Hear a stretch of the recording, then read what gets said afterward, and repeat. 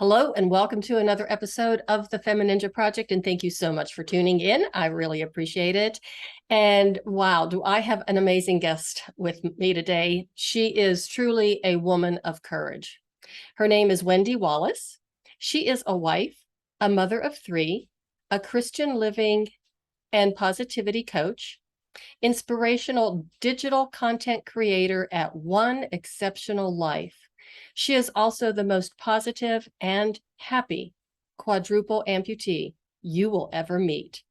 After a flesh-eating bacterial infection resulted in a coma, a 3-month hospital stay, and amputation of both hands and feet, Wendy is now on a mission to help and encourage others to overcome life's challenging times with faith, courage, and hope.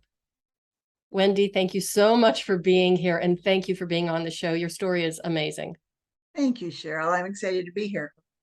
So I'm going to turn it over to you. Tell us your story. What happened?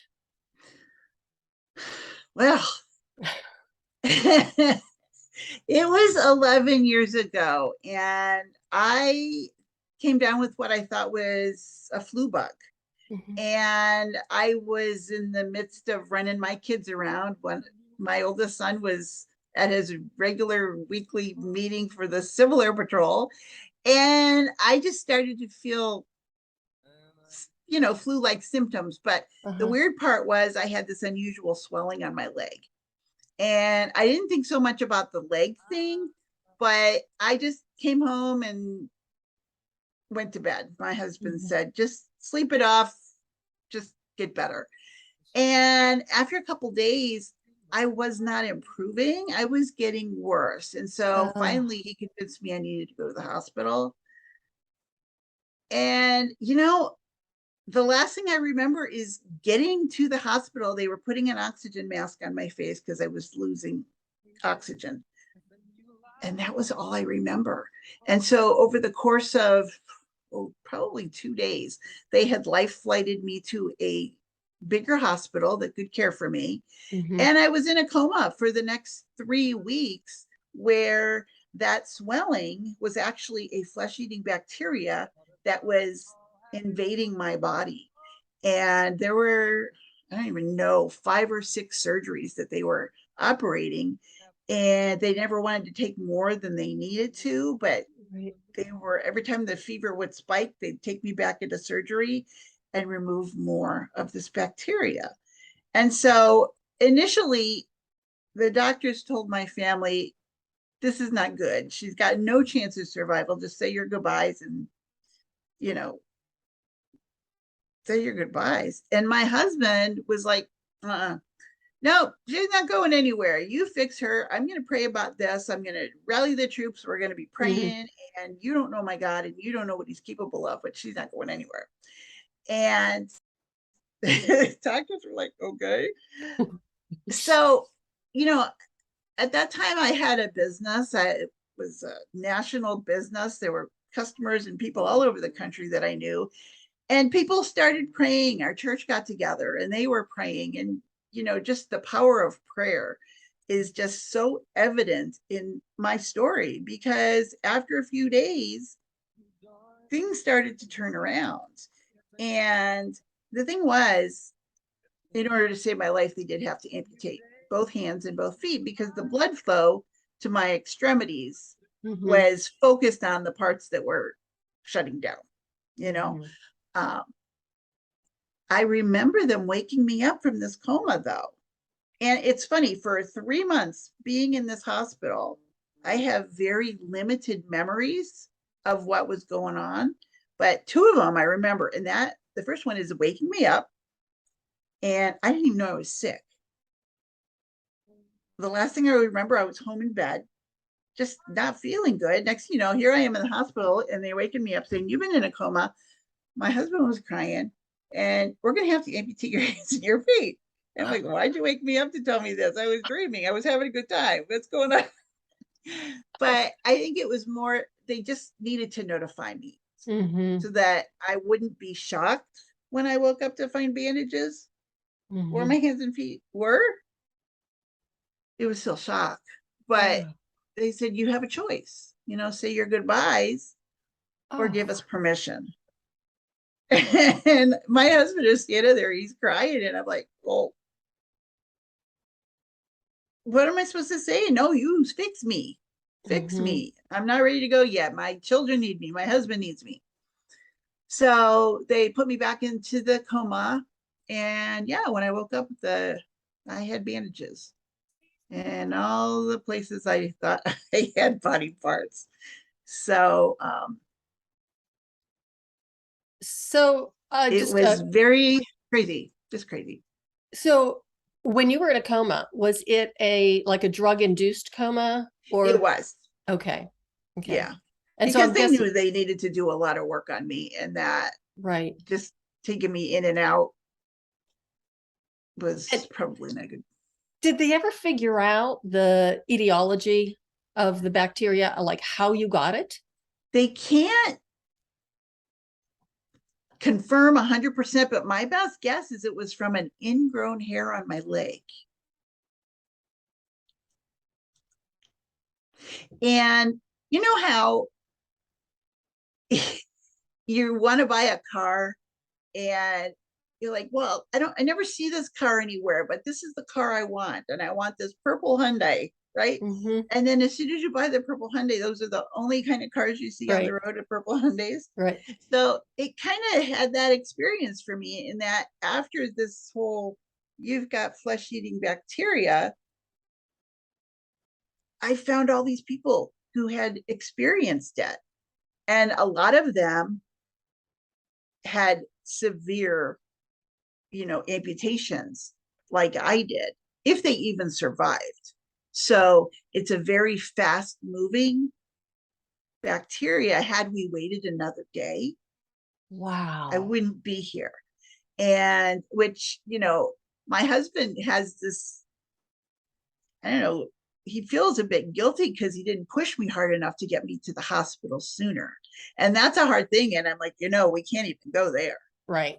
That is not something you need to spend any time thinking about because, Right. we can't dwell on the what ifs. But Yeah. I'm here, I'm happening. It's all good. So how old were your children when this was going on? They were all teenagers. They were about 13, 15, and 18. In Mm-hmm. fact, I was in rehab when my oldest was graduating from high school and they weren't Mm. going to let me go.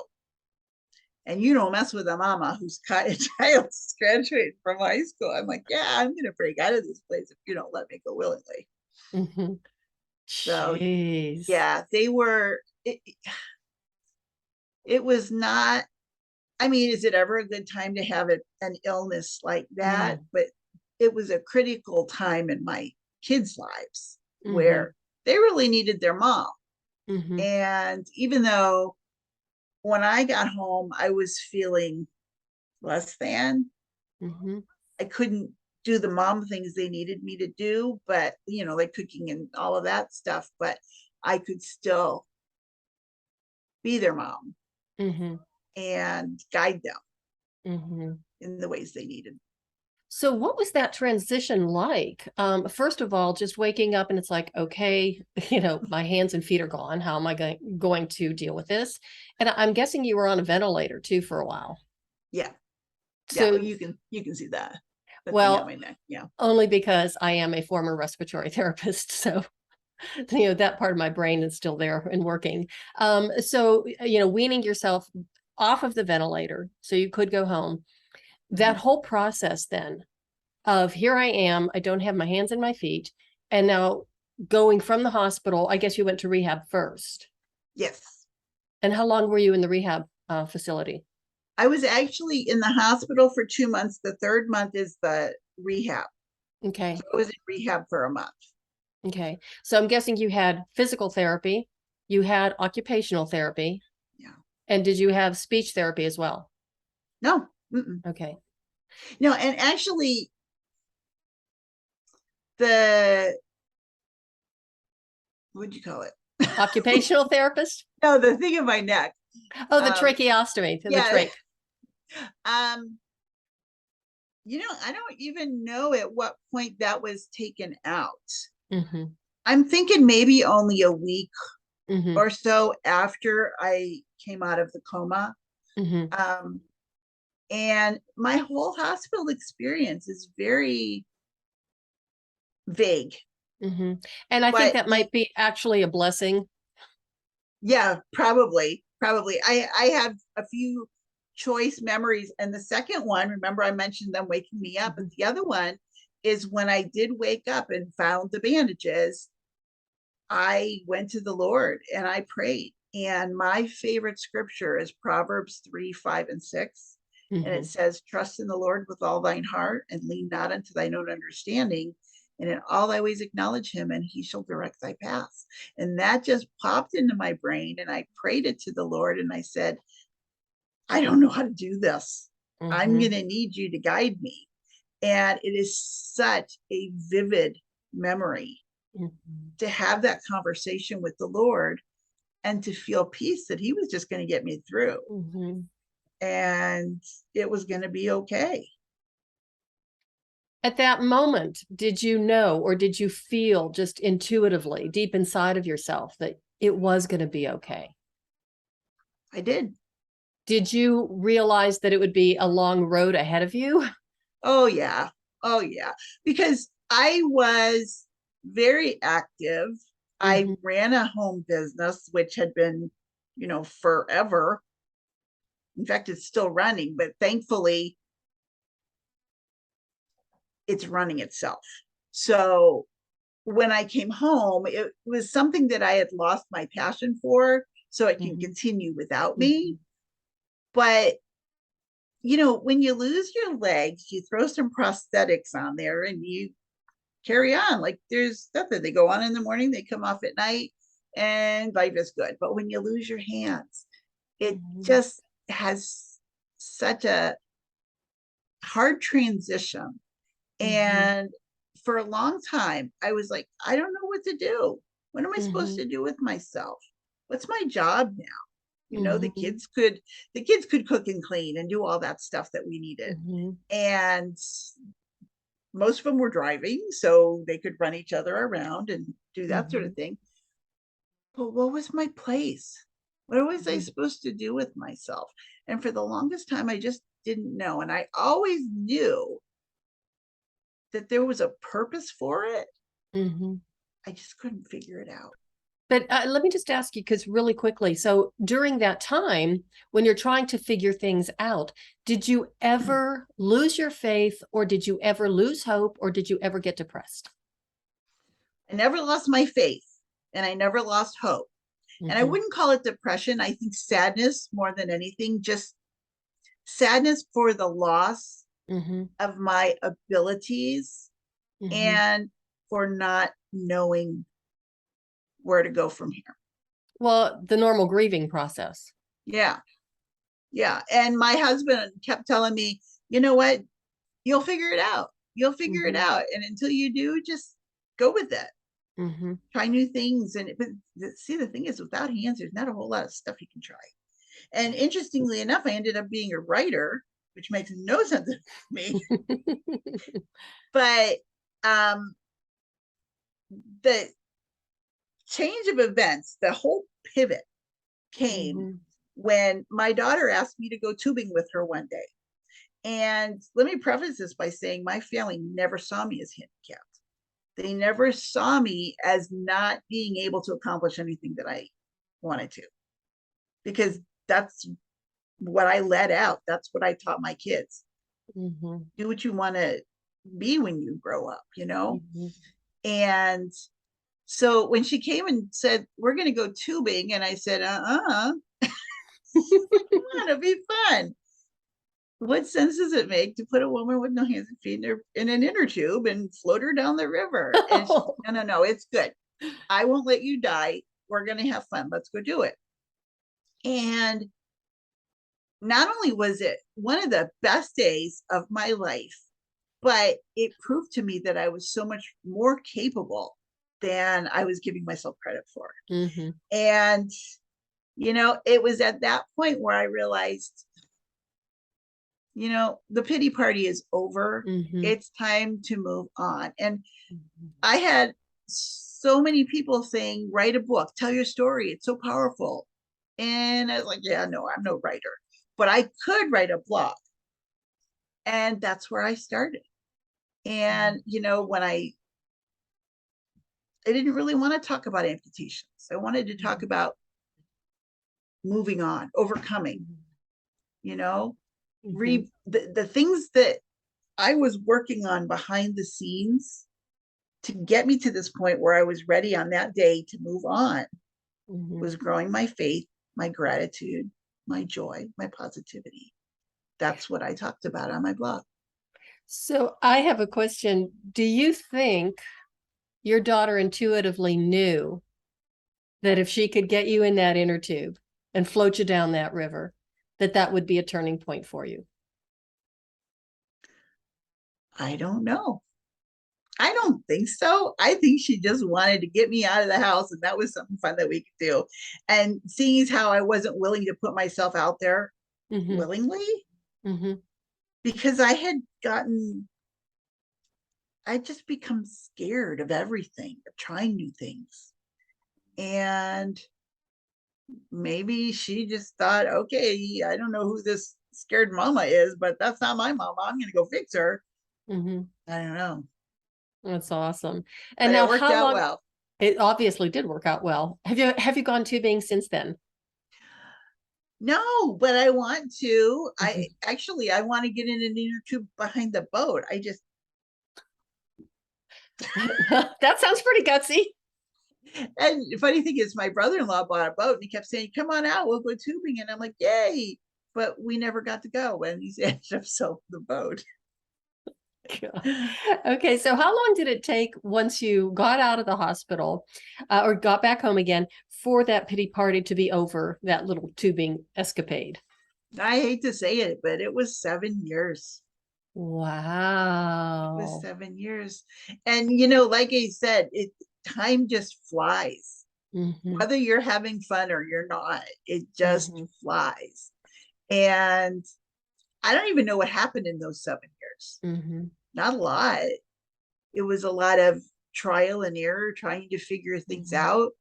It was a lot of binge watching TV shows.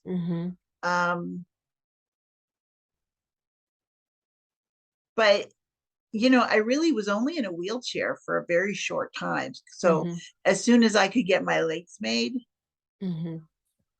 which I believe was that same year, I was up and moving. It was just a matter of what to do with myself. Recovery takes the time it takes. Yeah. And you really can't push it or force it. And there is something magical, I think, about that 7-year mark that I think is pretty profound. That it's almost like, you have to go through certain emotions and certain changes and acceptance and, time for really, I don't know if it's just internalizing or maybe it's even psychological and emotional digestion. I don't know.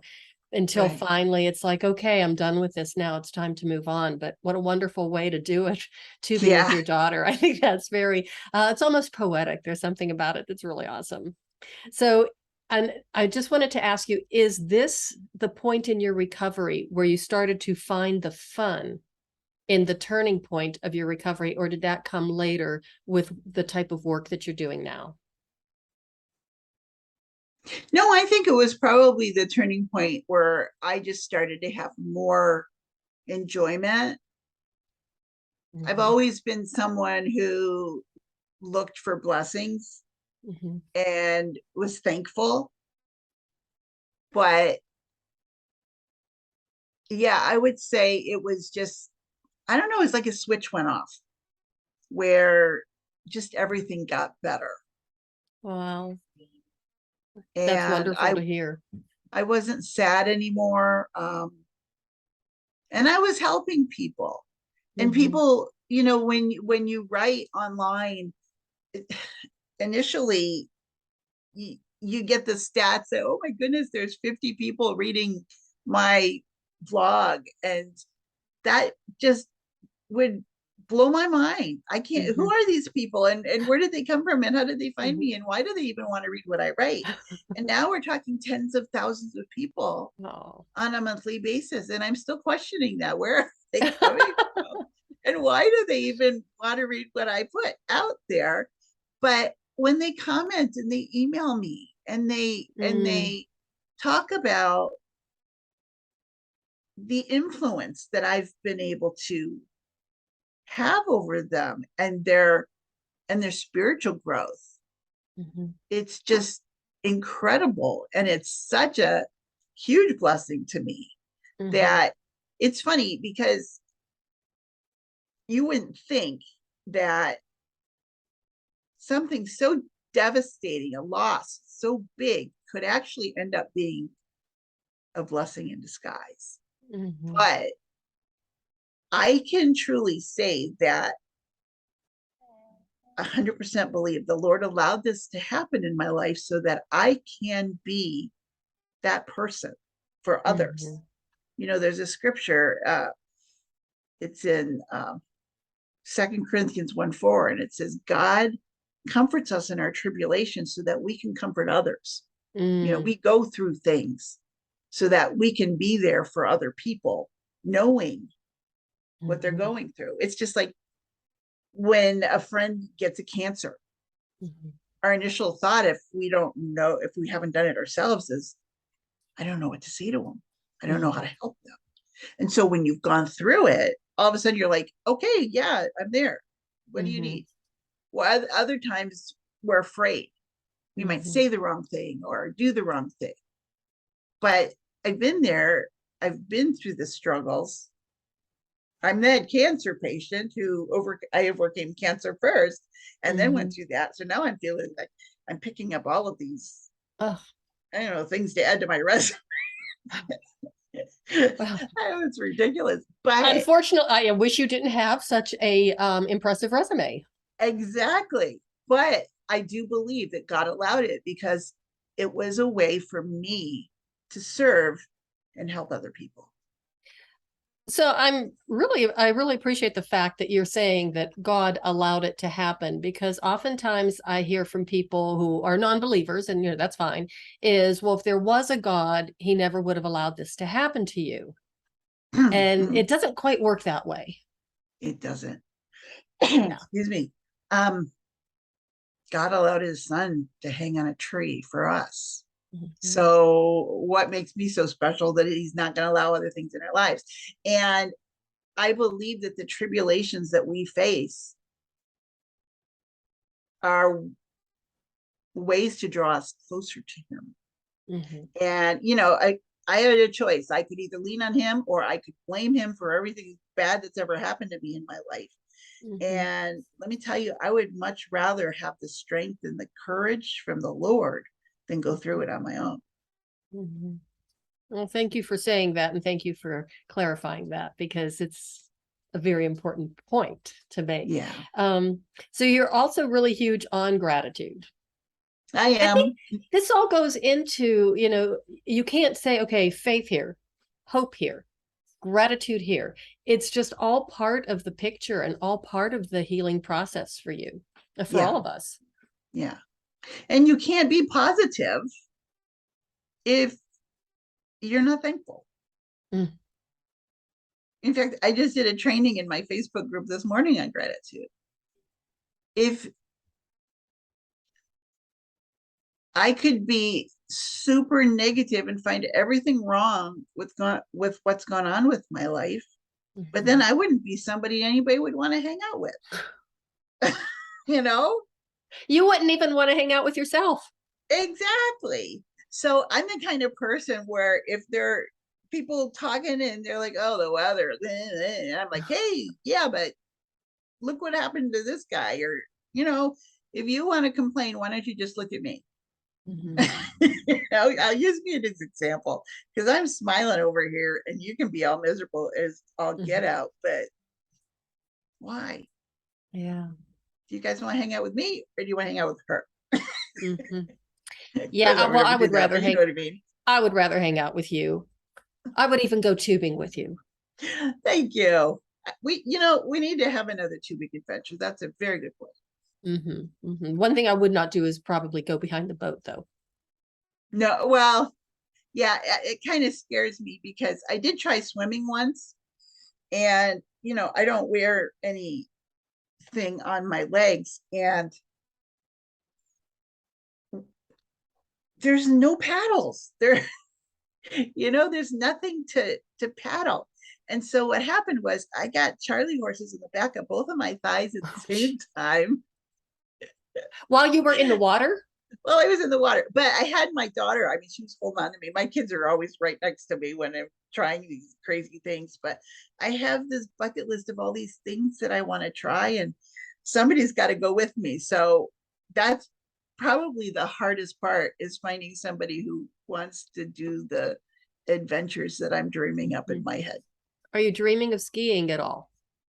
Not skiing, but at one point I thought of jumping out of an airplane. I've kind of grown past that.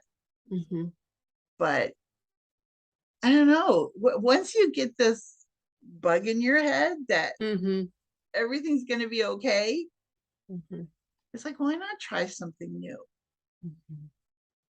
Your kids must be so proud of you. I hope so. I like to think they are. Okay, and so one more thing I want you to just touch on is how to find peace and joy in the midst of chaos, when everything is blowing up around you. And I mean, a lot of people, I think, even feel that way now. I mean, still with the pandemic hangover, and there's still a lot of depression, a lot of anxiety, a lot of loneliness and isolation. And when things are just blowing up all over the place, you can still find that place of peace. You can. And serenity. Yeah. And I believe it all comes back to the Lord. He's the source of our peace. When you have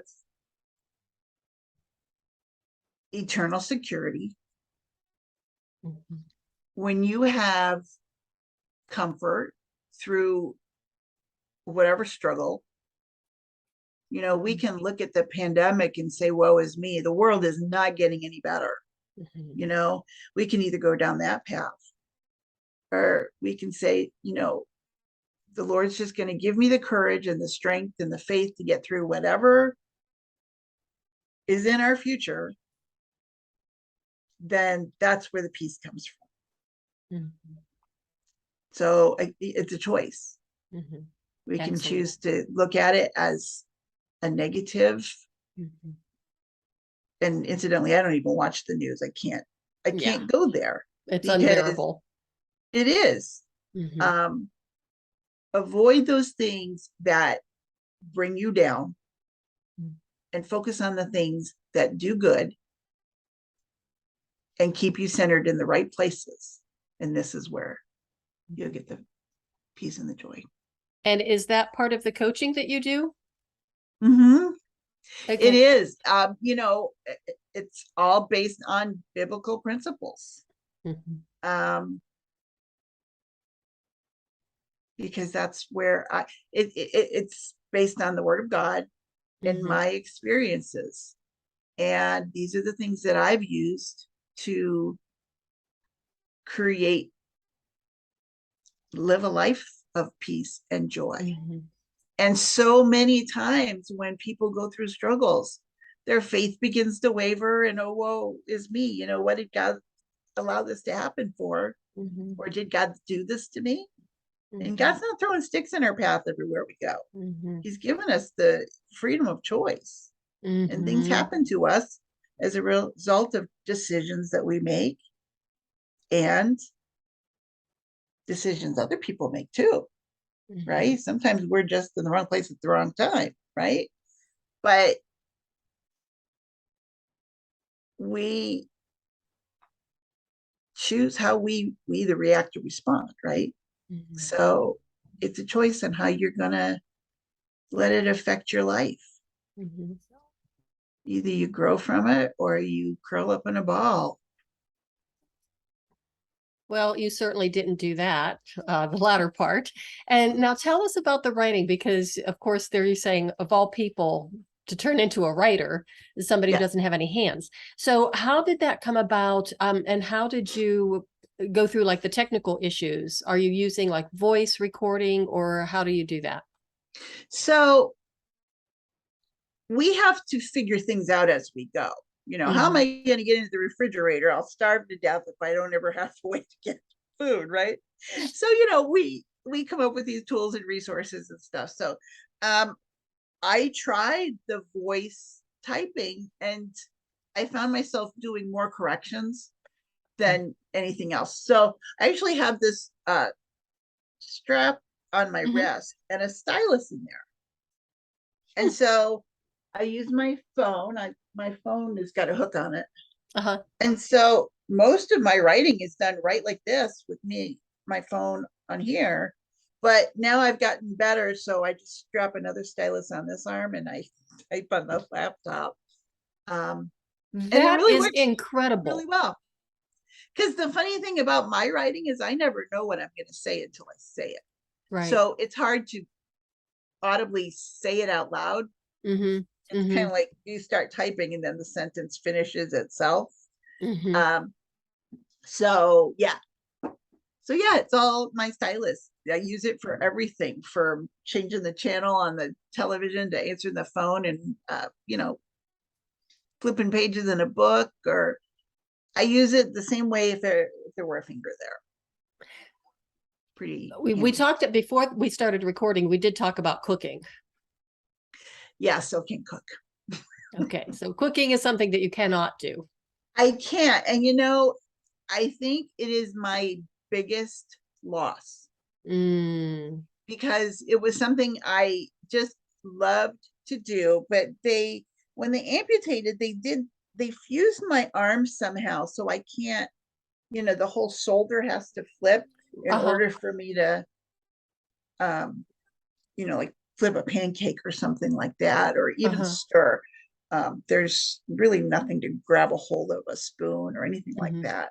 Um, so yeah, and unfortunately, it was after this that I discovered the Food Network. And Oh, uh, you know, like HGTV for all these decorating ideas. And I'm like, oh, I would love to do all that stuff. So it usually costs my husband a little bit of money when I go on a Hobby Lobby trip, because the next best thing is just go to Hobby Lobby, find yourself some stuff to hang on the wall.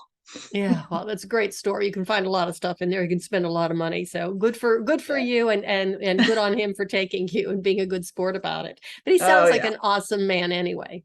He is incredible. And even now, you know, the kids are all moved out Mm-hmm. and it's just the two of us. So he works awful hard to make sure that I have everything I need.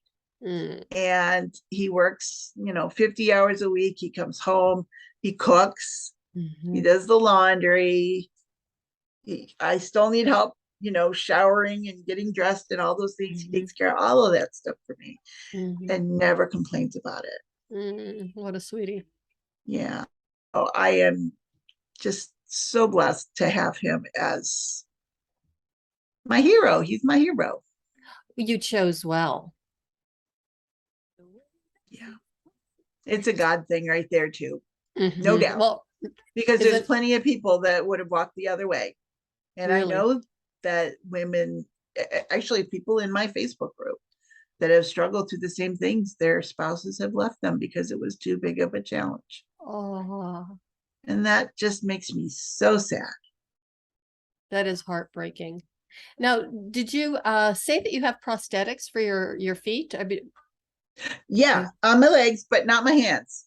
okay. I tried them, Uh-huh. but they were horrible. They were heavy and they did nothing more than Mm, open and close.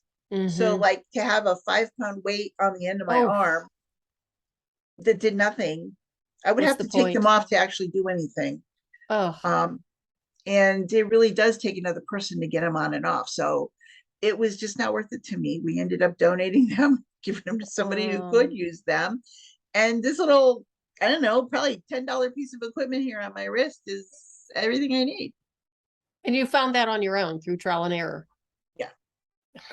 You're pretty amazing. But now I'm seeing people are using it all over the place. And I'm like, man, I should have patented that. Hindsight 2020, right? I know. So tell us, Wendy, tell us where people can find you, especially if they want to contact you for coaching. And you're a digital content creator. So is that something you help people with, or that's just the content that you're creating for your own program, your own site? Right. That's the content that I create for my website, which is called One Exceptional Life, and it's ONE, exceptionallife.com. And there's articles on there about overcoming challenges, spiritual growth, gratitude, joy, positivity, all of that. I also create digital products, which is a fun hobby. If you cannot build things, creating them digitally is a fun alternative. And I have those in my shop. But the best place to reach me, I think, is on Facebook. And I know you'll put the links in there. I have a personal page that I open up to people who want to get to know me, and also the One Exceptional Life page. And I have a free Facebook group for women. It's called Women Living Exceptionally with Joy and Jesus. And what else? I actually have a journaling challenge, which is a fun, free challenge. It's a 5-day challenge.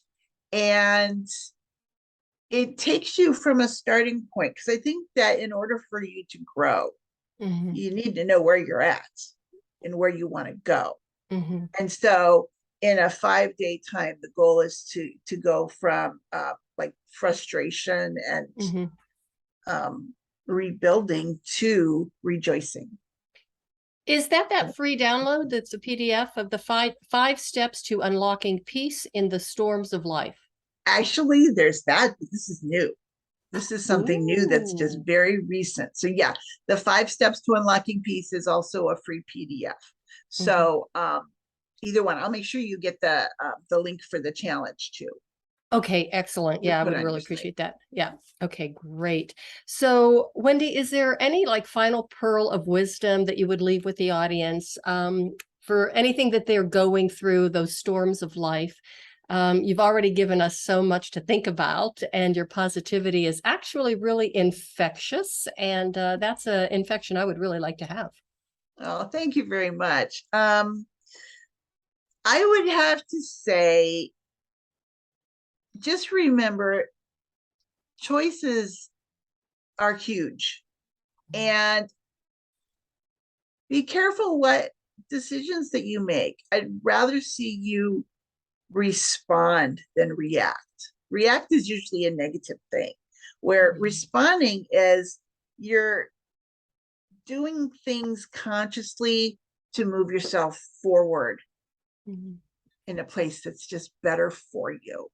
And lean on the Lord. He's there. He wants you. He wants you to trust him.